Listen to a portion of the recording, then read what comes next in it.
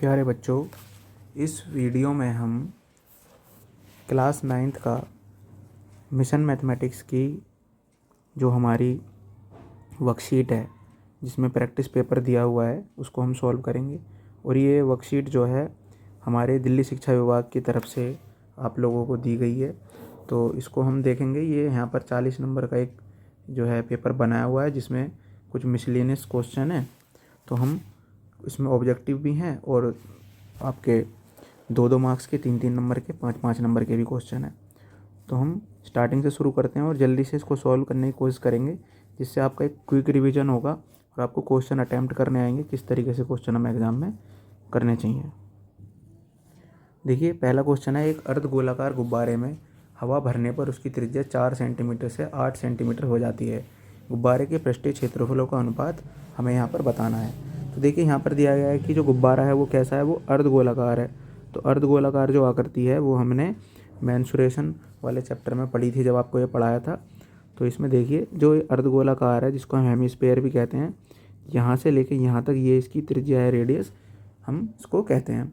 अब इसमें क्या है कि पहले जब गुब्बारा था हवा भरने से पहले तो उसकी जो त्रिज्या थी वो 4 सेंटीमीटर थी, और जब गुब्बारे में हमने हवा भर दी तो ये नहीं, गुब्बारे का आकार बढ़ गया तो उसकी त्रिज्या क्या हो गई, 8 सेंटीमीटर हो गई। तो हमें उसके पृष्ठीय क्षेत्रफलों का अनुपात बताना है। तो अर्धगोलाकार जो आकृति होती है उसका पृष्ठीय क्षेत्रफल क्या होता है, उसका पृष्ठीय क्षेत्रफल का जो फॉर्मूला होता है वो होता है 3πr², जहाँ पर r क्या होती है, उसकी रेडियस होती है। तो देखिए, हमें उनके पृष्ठीय क्षेत्रफल का अनुपात बताना है। तो पहले वाले जो ये अर्धगोलाकार आकृति है इसकी हम त्रिज्या को r1 ले लेते हैं, दूसरी वाली को r2 ले लेते हैं। तो पहली वाली r1 की त्रिज्या जो है वो 4 सेंटीमीटर है, दूसरे वाले जो अर्धगोलाकार आकृति है जो गुब्बारा है उसकी त्रिज्या 8 सेंटीमीटर है।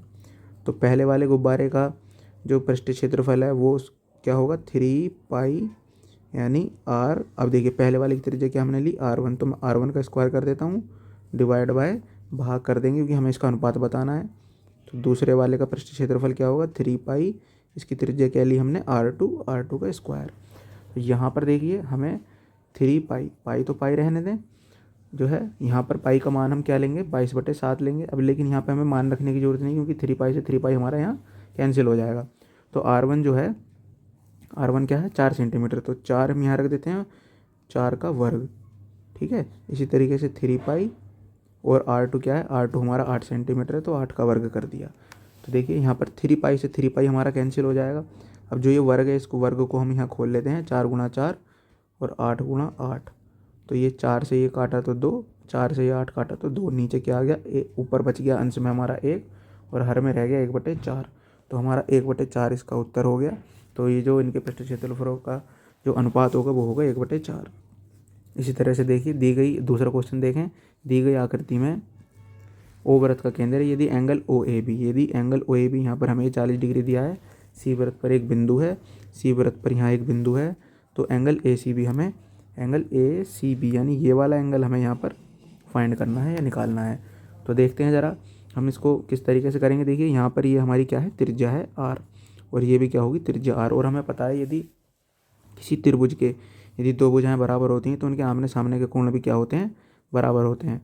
तो यदि ये 40 है तो ये भी क्या हो जाएगा, 40 डिग्री हो जाएगा। और देखिए, यदि ये त्रिभुज के दो कोण हमें मालूम हो तो हम उसका तीसरा जो कोण है वो भी हम निकाल सकते हैं। तो इन दोनों कोणों का यानी कि एंगल, इसको मैं यहाँ पर x मान लेता हूँ और जो एंगल हमें निकालना है मैं उसको y मान लेता हूँ। तो इस त्रिभुज ए ओ बी में देखें, इस त्रिभुज में आप कह सकते हैं कि 40 डिग्री प्लस x बराबर 180 डिग्री होगा, क्योंकि हमें पता है कि त्रिभुज के तीनों कोणों को 180 होता है। तो यहाँ से देखिए x प्लस 80 बराबर 180 और x बराबर क्या आ जाएगा, 180 माइनस 80। तो x बराबर 180 माइनस 80 क्या आ जाएगा, 100 डिग्री आ गया, यानी x का मान हमारा क्या आ गया, 100 आ गया। तो यहाँ पर ये जो x है ये मैं क्या रख देता हूँ, 100। अब देखिए, ये जो वृत्तखंड है इस वृत्तखंड द्वारा बना ये केंद्र पर जो कोण बनना है वो 100 डिग्री बनना है, और ये बनना है हमारा परिधि पर। तो हमने ये परिमेय भी पढ़ी थी कि केंद्र पर जो कोण बनता है वो परिधि का दुगना होता है। तो परिधि का कोण क्या होता है, केंद्र का आधा होता है। तो y का जो मान होगा वो क्या होगा, केंद्र पर बने कोण का आधा होगा, यानी 100 का आधा क्या हो जाएगा, 50 डिग्री। तो इसका उत्तर हमारा क्या आ जाएगा, 50 डिग्री। क्वेश्चन नंबर 3 देखते हैं, यहाँ पर दिया गया है कि x बराबर 3 और y बराबर -5 कितने रैखिक समीकरणों को संतुष्ट करते हैं। देखिए, जब हम रैखिक समीकरणों को हल करते हैं, जब उनके हल निकालते हैं, तो एक क्वेश्चन तो वहाँ हम उस तरीके का करते हैं जहाँ पर हम ये निकालते हैं कि इस रैखिक समीकरण के कितने हल हैं, तो वहाँ पर तो उत्तर हमारा क्या आता है, अनेक हल। लेकिन इस क्वेश्चन को समझने के लिए हमें पहले इसका एक ग्राफ बनाना पड़ेगा। देखिए, यदि हम एक कार्टेशियन प्लेन पर या कार्तीय तल पर यदि हम बिंदुओं को दिखाएं, यदि हम ये x बराबर 3 और y बराबर -5 इस बिंदु को यदि हम इस कार्तीय तल पर दिखाना चाहें तो ये कहाँ पर आएगा। अंदाजन हम इस बिंदु को लेना चाहें तो x बराबर +3 है, तो x बराबर +3 यहाँ भी हो सकता है, यहाँ भी हो सकता है। और y बराबर -5 कहाँ होगा, y बराबर -5 नीचे की तरफ होगा, तो वो जो बिंदु होगा हमारा वो कहीं यहाँ पर आएगा, यानी 3, -5 बिंदु ये हो गया। अब देखिए, ये जो बिंदु है ये किसी रेखा का क्या है, एक सोल्यूशन है। तो यदि हम एक लाइन इस बिंदु से होते हुए गुजारें तो वो हम इसको ड्रॉ कर सकते हैं। लेकिन क्या हम क्या यही लाइन केवल ड्रॉ कर सकते हैं, नहीं, हम क्या एक लाइन ये भी ड्रॉ कर सकते हैं, एक लाइन हम एक ऐसी भी ड्रॉ कर सकते हैं जो इस बिंदु से गुजरती हुई जाए, एक लाइन हम ये भी ड्रॉ कर सकते हैं जो इस बिंदु से गुजरती जाए। तो ऐसी हम बहुत सारी जो रेखाएं हैं जो इस बिंदु से गुजरती हुई जाएँ हम यहाँ पर खींच सकते हैं। तो और ये जो बिंदु है ये इन सभी रेखाओं पर है, तो इसका मतलब क्या है कि ये बिंदु x बराबर 3 y -5 इन सभी का क्या है, हल है और इन रेखाओं को संतुष्ट करेगा। तो इसका उत्तर क्या हो जाएगा, इसका उत्तर हो जाएगा आपका अनंत। तो ऐसी बहुत सारी जो रेखाएं हैं जो इन बिंदुओं को संतुष्ट कर सकती हैं।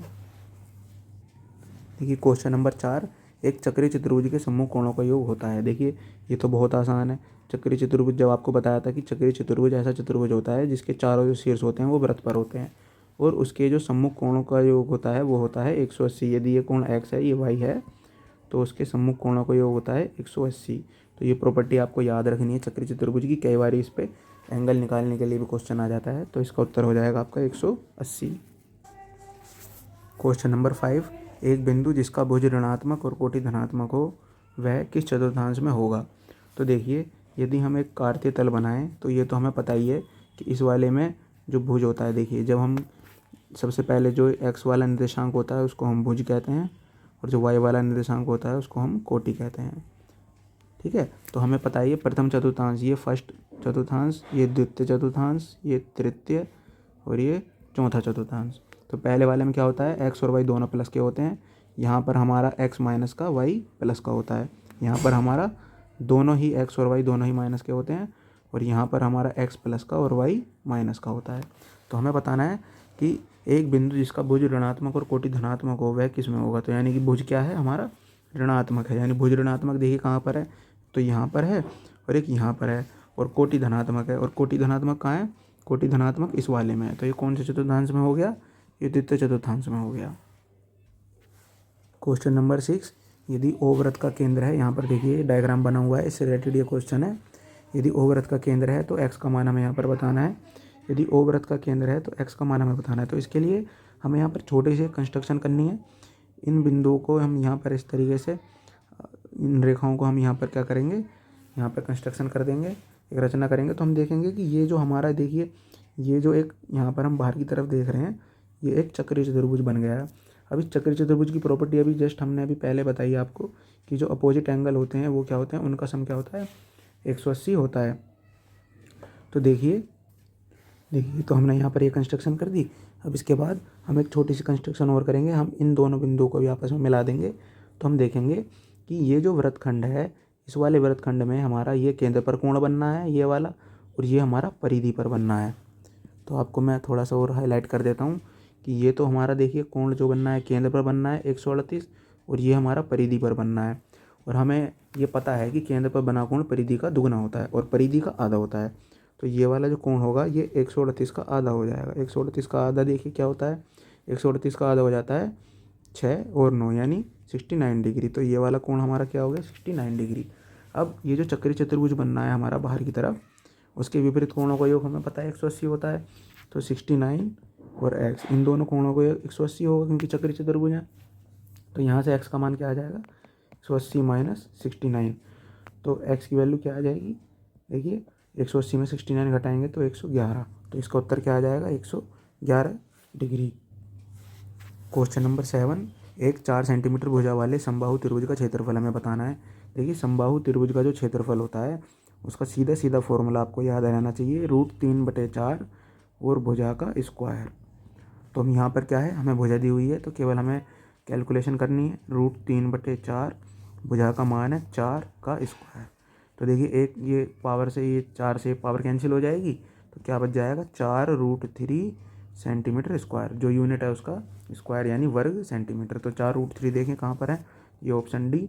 तो 4√3 वर्ग सेंटीमीटर इसका क्षेत्रफल हो जाएगा।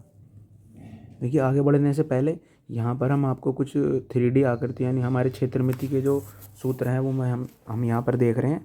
तो आप इनको नोट भी कर सकते हैं और इनको ज़रूर रिवाइज करें। इन पर सीधे सीधे क्वेश्चन आते हैं आपके पेपर में, तो आप इनको देख के समझ कर आप इनको याद करें। देखिए वॉल्यूम क्या होता है, वॉल्यूम हमारा आयतन, ये आयतन के सूत्र हैं।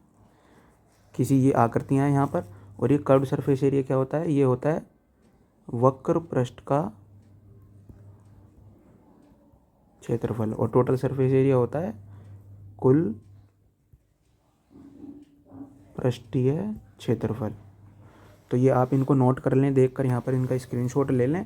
और देखिए यहाँ पर हम यदि देखें तो यहाँ पर हमें ये डायग्राम से भी समझाया हुआ है यहाँ पर कि किस तरीके से कौन सी आकृति कैसी होती है। सिलेंडर जो होता है ये हमारा लंबवृत्तीय बेलन होता है। और यहाँ पर ये कोण जो है ये इसको हम शंकु कहते हैं, शंकु। और ये हमारा ये गोला होता है, ये गोला है। और ये हमारा ये घनाभ है। और यदि घनाभ की यदि तीनों जो हमारी विमाएँ हैं वो यदि बराबर हो जाती हैं तो उसको हम घन कह देते हैं। तो आप देखें यहाँ पर ये जो अगर बेलन की हम बात करें तो बेलन जो है ये इसकी ऊंचाई होती है जिसको हम हाइट कहते हैं। और ये त्रिज्या, नीचे त्रिज्या। इसी तरीके से शंकु, शंकु की ये लंबवत ऊंचाई है और ये तिरछी ऊंचाई है, तिरछी ऊंचाई, ये यहाँ पर त्रिज्या। और ये गोले में देखिए ये स्फेयर में ये त्रिज्या होती है केंद्र से लेकर यहाँ तक की दूरी। और ये घनाभ में ये लंबाई, ये चौड़ाई और ये ऊंचाई होती है। तो इस तरीके से आप इन फॉर्मूलों को देखकर इनको नोट कर लें और रिवाइज करें। इस पर सीधे सीधे क्वेश्चन आते हैं। देखिए क्वेश्चन नंबर 8, अभिकथन यूक्लिड के पहले सिद्धांत के अनुसार जो चीज़ें एक ही चीज़ के बराबर हों वो एक दूसरे के बराबर भी हैं। तो यहाँ पर हमें ये हमारा जो कारण है वो दिया हुआ है। तो हमें ये जो हमारा अभिकथन और कारण दोनों को पढ़ के इस प्रश्न का उत्तर देना है। तो अभिकथन में जो कहा गया है वो हमें कारण में उसी तरीके से उन्होंने दिया है। देखिए ये दो चीज़ें बराबर हैं, ए बी बराबर पी क्यू, पी क्यू बराबर एक्स वाई। तो ये पहले के अनुसार जो है दूसरी भी ए बी और एक्स वाई के अनुसार बराबर होंगी। जो चीज़ें एक ही चीज़ के बराबर हैं, है ना, ए बी पी की क्यू बराबर है और पी क्यू एक्स वाई के बराबर है। तो ए बी बराबर एक्स वाई है। तो इसका मतलब ये हुआ कि अभिकथन जो हमारा पहला है वो सही है और कारण जो उसकी सही व्याख्या भी करता है। तो इसका उत्तर देख लें। तो पहला वाला इसका उत्तर हो जाएगा कि जो अभिकथन और कारण दोनों सही हैं और कारण अभिकथन की सही व्याख्या भी करता है। देखिए यूक्लिड की जो आपको हमने जो 5 अभिकृति और जो इसमें आपको समझाए थे पोस्टुलेट्स और एक्सियम्स, वो आप ज़रूर पढ़ कर जाएँ, वहाँ से भी क्वेश्चन आ जाता है आपके एग्ज़ाम में। देखिए क्वेश्चन नंबर 9 पढ़ते हैं। दी गई आकृति में जो ए ओ बी केंद्र ओ वाले वृत्त का व्यास है, यानी ए ओ बी क्या है, व्यास है, और पी वृत्त पर कोई बिंदु है, पी वृत्त पर कोई बिंदु है, तो एंगल ए पी भी हमें निकालना है। तो ये वाला एंगल हमें निकालना है। तो देखिए अगर आप यदि देखेंगे तो ये जो व्यास होता है ये भी एक तरीके की जीवा ही होती है। और इस वृत्तखंड में आप देखेंगे तो ये यहाँ पर जो ये कोण बनना है, क्योंकि एक रेखा है, एक रेखीय कोण बनना है, तो ये क्या होगा, ये 180 डिग्री है। तो इसी वृत्तखंड द्वारा ये परिधि पर कोण बनना है जो कि हमें पता है आधा होता है, तो ये 90 डिग्री हो जाएगा। तो आप इसको इस तरीके से लिखकर सॉल्व कर सकते हैं। ये क्वेश्चन नंबर 10, यदि x बराबर 1 और y बराबर -2 समीकरण 4x - 3y बराबर p का हल है तो p का मान ज्ञात कीजिए। देखिए इसका मतलब ये है कि x बराबर 1 और y बराबर -2 जो हैं इस समीकरण के हल हैं। यदि हम यहाँ पर x और y की वैल्यू यहाँ पर समीकरण में रख दें तो ये क्या होगा, इस समीकरण को संतुष्ट करेगा। और यदि हम ऐसा रख देंगे तो हमारे जो सब वेरिएबल हैं वो हमारे संख्यात्मक मान में बदल जाएंगे और हम यहाँ से p का मान निकाल सकते हैं। तो देखिए हम क्या करते हैं, x तथा y जो है का मान दी गई समीकरण में रखने पर, देखिए 4, x का मान 1 -3, y का मान -2 बराबर p। तो इसको गुणा करें, 4 की गुणा 1 में होगी तो 4 माइनस माइनस प्लस 3 दूनी 6 बराबर p। तो यहाँ से देखिए p का मान क्या आ गया, 4 और 6 10। तो ये हमारा उत्तर हो जाएगा इसका। देखिए अगला क्वेश्चन नंबर 11, एक लंबवृत्तीय शंकु का व्यास 8 सेंटीमीटर है।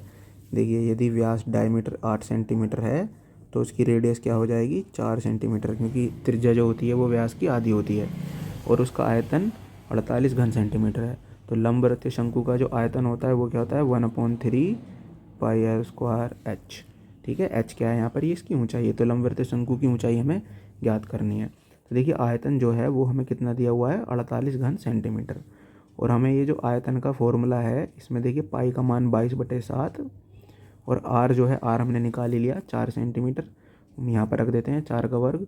और एच क्या है लंबवत ऊंचाई, तो ये हमें निकालनी है। तो एच का मान हमें निकालना है और आयतन में दिया हुआ है। तो अब हम इसको सॉल्व कर लेते हैं। देखिए यहाँ पर हम यदि सॉल्व करें तो 1/3 22/7 4 का स्क्वायर जो होगा वो 16 आ जाएगा इंटू एच इजिकल टू 48। देखिए इस 16 से ही 48 को हम कैंसिल कर देते हैं, तो 16 थी 48, तो यहाँ 3 बच गया। अब मुझे एच का मान चाहिए, तो ये जो नीचे यहाँ पर हमारा यहाँ पे दिया हुआ है डिवाइड में, उधर जाके मल्टीप्लाई में हो जाएगा। तो 3 × 3 × 7 और डिवाइड बाय इधर देखिए इधर क्या बच गया 22 बच गया। तो एच इजिकल टू क्या आ गया 3 3 जा 9 और 9 7 जा 63 और डिवाइड बाय 2। तो अभी ये किसी से कैंसिल नहीं हो रहा है, तो हमारा जो उत्तर है वो क्या बच गया 63 डिवाइडेड बाय 22 सेंटीमीटर। देखिए क्वेश्चन नंबर 12, एक समद्विबाहु त्रिभुज का परिमाप 32 सेंटीमीटर है। उसकी बराबर भुजाओं का आधार से अनुपात 3:2 है। त्रिभुज का क्षेत्रफल हमें निकालना है। देखिए समद्विबाहु त्रिभुज क्या होता है, समद्विबाहु त्रिभुज जो होता है ऐसा त्रिभुज होता है जिसकी दो भुजाएं तो आपस में बराबर होती हैं और तीसरी भुजा अलग होती है। तो इन्होंने क्या दिया हुआ है कि जो बराबर भुजाएं हैं, जो बराबर भुजा है उसका आधार यानी कि तीसरी भुजा के साथ जो अनुपात है वो 3:2 है। तो हम यहाँ पर 3x और 2x मान लेते हैं कि वो जो हमारी दो भुजाएं हैं वो 3x और 2x। अब क्योंकि जो समान भुजा है वो तो 3x मैंने यहाँ पर ली है, तो अब ऐसी त्रिभुज की जो दो भुजाएं बराबर हैं तो वो 3x और 3x हो जाएंगी और हमारी तीसरी भुजा 2x है।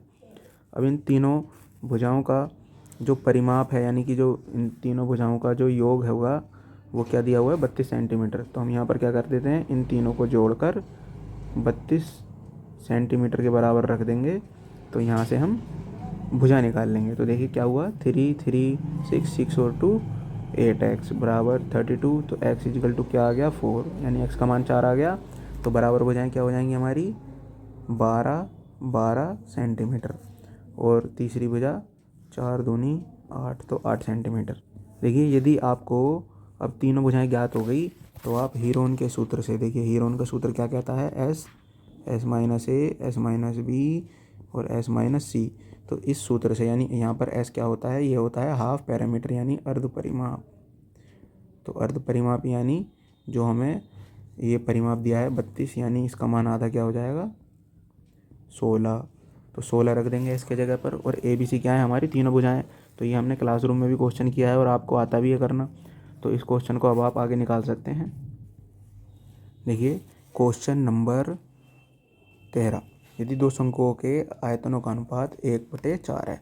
तो देखिए शंकुओं का आयतन दिया हुआ है, तो हम यहाँ पर क्या करते हैं कि जो पहला वाला शंकु है उसका आयतन ले लेते हैं 1/3 पाई r1। अब क्योंकि अलग अलग शंकु हैं तो इसकी त्रिज्या को r1 ले लेते हैं, r1 स्क्वायर इंटू एच, और उसकी ऊंचाई को h1 ले लेते हैं।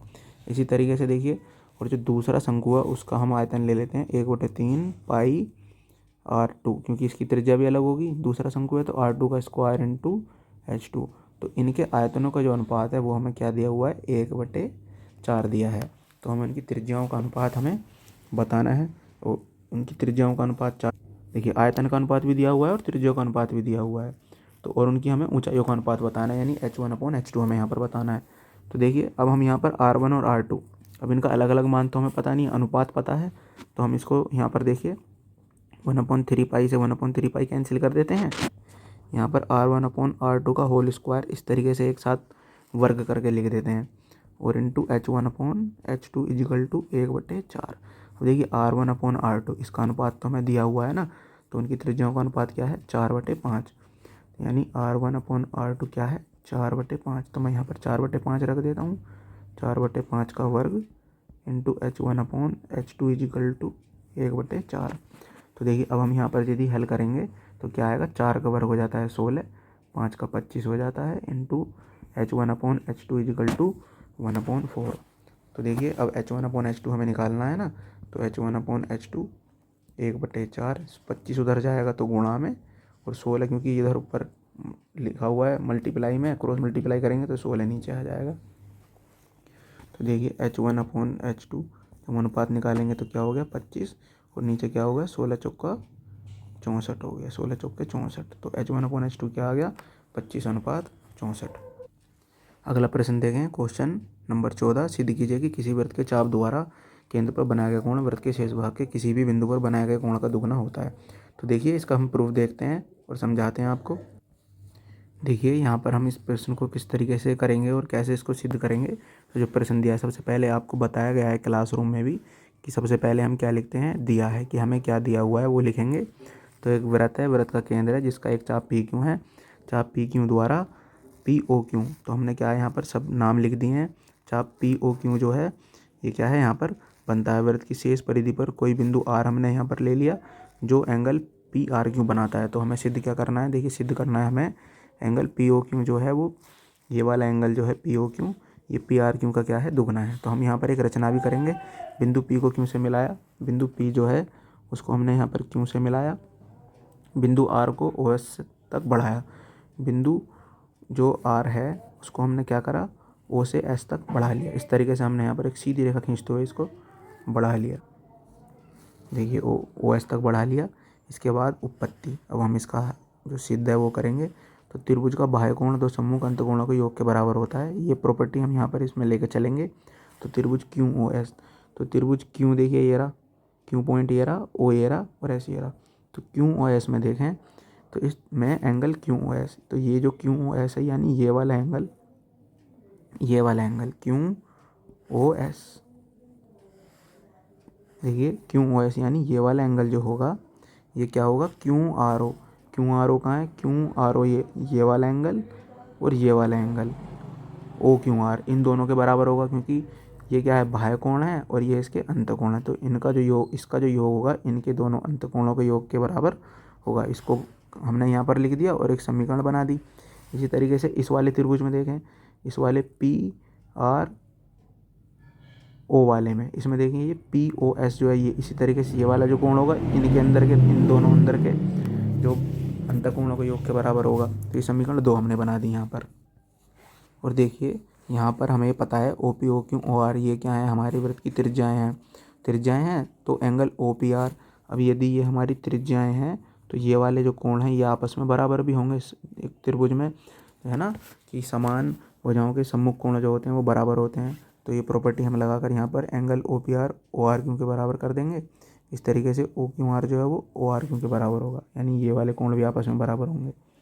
ठीक है, फिर इसके बाद देखिए समीकरण 1 में 4 का मान रखने पर समीकरण 1 में जो है समीकरण 4 से हमने क्या करा ओ क्यू आर बराबर ओ आर क्यू है, तो हम यहाँ से इसका मान यहाँ पर रख दिया।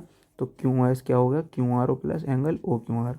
तो Q S angle Q R O और एंगल क्यू आर ओ, यानी कि ये क्या हो गया सेम ही एंगल हैं डबल हो गए। तो क्यू ओ आर, तो क्यू ओ आर क्या आ गया ओ आर क्यू के बराबर है। समीकरण 2 में समीकरण 3 का मान रखने पर इसी तरीके से समीकरण 2 में हम समीकरण 3 का मान रख देंगे। तो एंगल पी ओ एस क्या हो जाएगा हमारा, पी ओ एस हो जाएगा ओ आर पी का डबल। ठीक है, और फिर हम क्या करेंगे इन दोनों को यहाँ पर ये जो हमने क्यू ओ एस और पी ओ एस लिखे हैं, क्यू ओ एस और पी ओ एस लिखे हैं, इन दोनों को हम जोड़ देंगे तो इसकी लेफ्ट हैंड साइड जो जुड़ जाएगी और वो राइट हैंड साइड के बराबर जुड़ेगी। तो राइट हैंड साइड में क्या आ रहा था ये क्यू ओ आर का डबल था और वो ओ आर पी का डबल था, तो दोनों हमने यहाँ पर जोड़ दिए। 2 यहाँ पर हमने कॉमन निकाल दिया तो बच गया क्या क्यू आर ओ और ओ आर पी। तो पी क्यू आर बराबर क्या आ गया 2 पी आर ओ। तो इस तरीके से हम यहाँ पर इस प्रमेय को सिद्ध कर सकते हैं। देखिए अगला प्रश्न है कि ए सी और बी डी एक वृत्त की जीवाएँ हैं जो एक दूसरे को समद्विभाजित करती हैं। तो यहाँ पर हम सर्वांग समत्रिभुज की प्रॉपर्टी लगाएंगे और किस तरीके से इसको सॉल्व करेंगे तो हम यहाँ पर आपको दिखाते हैं। देखिए यहाँ पर इस प्रश्न का जो हल है वो दिया गया है, आप इसको देख लें और अच्छे से समझ लें कि यदि हम इसका हल आपको समझाएंगे यहाँ पर तो ये वीडियो और बड़ी हो जाएगी। तो आप इसका हल देखकर इसको समझ लें, बहुत आसानी से इसका हल दिया गया है यहाँ पर कि किस तरीके से हम इसका हल करेंगे।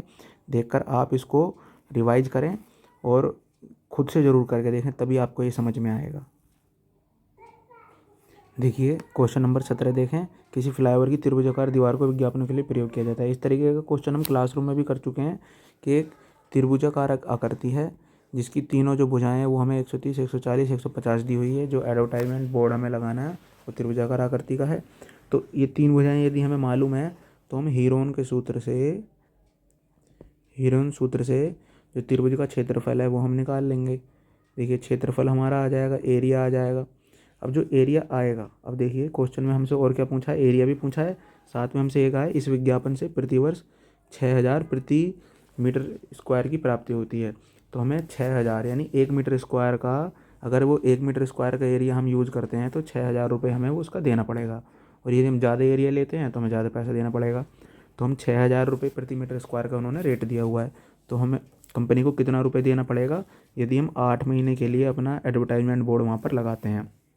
तो देखिए जो हमारा एरिया आएगा उसमें हम जो हमारा जो रेट है, अगर यदि 6000 रुपये प्रति मीटर स्क्वायर हम यहाँ पर मल्टीप्लाई कर देते हैं, लेकिन हमें ये कितने महीने के लिए बताना है, 8 महीने के लिए। तो यदि एक 1 मंथ के लिए हमारा जो है 1 मंथ के लिए हमारा जो रेट है वो क्या है, वो 6000 रुपये मीटर स्क्वायर है। तो अब देखिए हमें पता है कि एक साल में कितने जो है महीने होते हैं, 12 महीने होते हैं। तो 12 महीने के लिए क्या हो जाएगा, 12 महीने के लिए हो जाएगा 6000 गुणा 12, ठीक है। तो यानी कि 1 ईयर, ये 1 ईयर होगा, 1 ईयर का 6000 है, तो 12 महीने का क्या है, 6000 है, ठीक है। तो हमें यहाँ पर 1 मंथ का पहले कैलकुलेट करना है। तो 1 मंथ का क्या हो जाएगा, 1 मंथ का हो जाएगा 6000 डिवाइड बाय 12, यानी 6000 को 12 से डिवाइड कर देंगे तो 1 मंथ का इतना हमारा जो खर्चा आएगा। अब यदि हमें 8 मंथ का निकालना है तो अब हम क्या करेंगे, 6000 में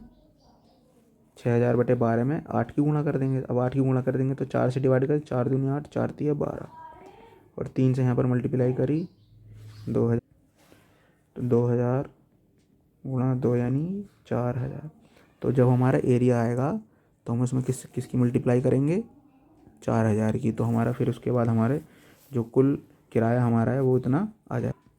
इसके बाद देखिए क्वेश्चन नंबर 18। क्वेश्चन नंबर 18 में दिया गया है, एक स्कूल के शिक्षक और 9वीं कक्षा के छात्र का प्रदर्शन के लिए प्रगति मैदान गए। स्कूल के छात्रों को उनके प्रदर्शन के लिए 3 अलग अलग हॉल आवंटित किए गए हैं। सभी की सुविधा के लिए उनके शिक्षकों ने 3 आवंटित हॉलों को एक सामान्य तल में चिन्हित किया, जैसे कि नीचे दिखाया। देखिए ये जो स्टोरी होती है बस हमें इसको पढ़ के समझ लेना भर है। बाकी हमारा जो क्वेश्चन है ये निर्देशांक ज्यामिति का है। अब इसको कैसे हम हल करेंगे, यदि हमें बिंदुओं को अच्छे से प्रदर्शित करना आता है तो हम इसको हल अच्छे से कर पाएंगे। तो देखिए सबसे पहला हमें क्वेश्चन पूछा है कि बिंदु ए के निर्देशांक हमें बताने।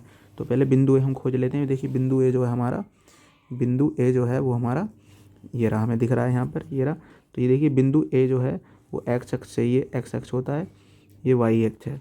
तो एक्स अक्ष से वो किस नंबर के सामने है, वो है 3। तो यहाँ पर ये 3 पॉइंट हो गया, और ये वाई अक्ष के सामने क्या है, 2 के सामने। तो इसके निर्देशांक क्या हो गए, 3,2। इस तरीके से वह बिंदु कौन सा है जिसका कोटि 0 है, जिसका कोटि 0 है वो बिंदु कौन सा है, वह बिंदु कौन सा है जिसका कोटि। देखिए तो अभी हमने पीछे भी पढ़ा था कि जो कोई भी निर्देशांक होता है तो एक्स वाले को हम भुज कहते हैं, वाई वाले को कोटि। तो वाई वाला जो यहाँ पर कोटि है वो 0 कौन सा बिंदु है, तो जो वाई 0 होता है वो होता है हमेशा जो बिंदु एक्स पर होता है। तो वो कौन सा बिंदु है, वो बी बिंदु है। तो ये बी बिंदु हो गया।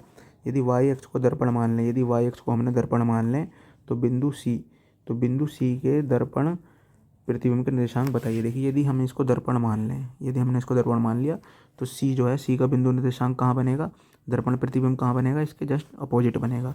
तो ये देखिए यहाँ पर ये कितनी दूरी पर है, 4। तो 4 यूनिट दूरी पर ये इधर होगा, तो 4 यूनिट दूरी पर ये इधर हो जाएगा। तो यानी क्या आ जाएगा, ये यहाँ पर आ जाएगा ये बिंदु, ठीक है। तो इसके निर्देशांक हमें बताने हैं। तो प्रतिबिंब के निर्देशांक देखिए क्या होगा, यहाँ पर क्या है, ये बी यानी प्लस का 4, माइनस का 4 है एक्स यहाँ पर, तो माइनस का 4।